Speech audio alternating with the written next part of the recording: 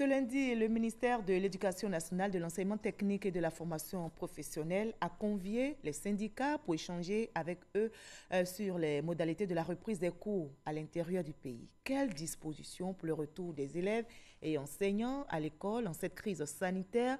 Le directeur de cabinet du ministère de l'Éducation nationale, Cabran Assoumou, évoque notamment pour les classes du primaire les cours sous forme de rotation. C'est Forazeki. Lundi 18 mai, rentrée des classes pour les élèves de l'intérieur du pays, excepté Dabou, Aboasso, Grand Bassam et Abidjan. L'annonce a été faite par le président de la République lors de son adresse à la nation le 7 mai dernier. Une stratégie est mise en place par le ministère de l'Éducation nationale, de l'enseignement technique et de la formation professionnelle pour mettre en application cette décision du chef de l'État. Il était donc important pour la tutelle de s'entretenir avec les syndicats d'enseignants pour les informer des décisions prises.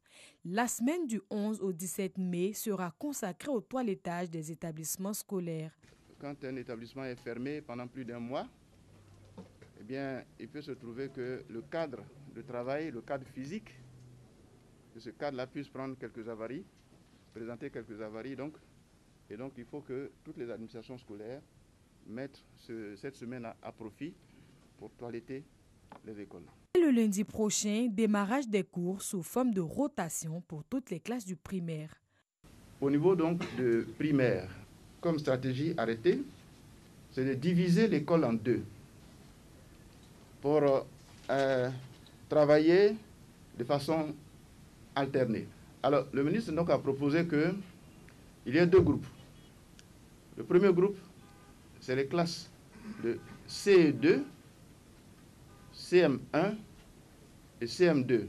Le lendemain, c'est l'autre groupe, CP1, CP2 et CE1. Dans l'enseignement secondaire, deux stratégies. La première concerne les établissements à faible effectif qui devront ouvrir sans changement. La seconde consiste à réduire les effectifs des établissements à gros effectifs. Ne sont concernés par la rentrée que les élèves en classe de 3e et terminale. Les gros établissements, où déjà il y avait la double vacation, vous comprenez bien, où vous avez un seul niveau peut faire une dizaine de salles de classe, c'est compliqué de dire qu'on va faire venir toutes les classes en même temps. Donc la deuxième stratégie, c'est que dans les gros établissements à gros effectifs, c'est de faire entrer les 3e et les terminales. De sorte que, c'est le même principe que le primaire, là, quand les 3e arrivent, là, les 3e et terminales, on les répartit sur toute l'école, de sorte qu'on puisse observer, un tant soit peu, la distanciation sociale. Les autres niveaux vont faire l'objet donc de cours en ligne. Pour les élèves et enseignants restés à Abidjan, dès l'annonce de l'isolement de la ville, des mesures sont également prises pour leur permettre de regagner les villes concernées. Il y a un site que nous avons créé, c'est www.education.gouv.ci. Le site, il est ouvert. J'invite tout un chacun à s'inscrire là-dessus. Cabran Assoumou a rassuré les syndicats d'enseignants quant aux dispositions sécuritaires. Des masques de protection seront distribués gratuitement aux élèves et enseignants. Des dispositifs de lavage des mains vont être installés dans chaque établissement. Des mesures saluées par les responsables syndicaux. Travailler dans des conditions risquées, il faut vraiment des dispositions qui nous permettent d'agir convenablement.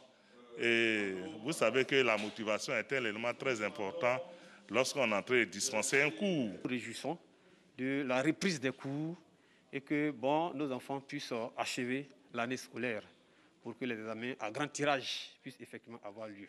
Les élèves d'Abidjan devront, quant à eux, continuer de suivre les cours via Internet et la télévision. Les vacances pour l'année scolaire 2019-2020 sont fixées au vendredi 14 août après les cours du soir.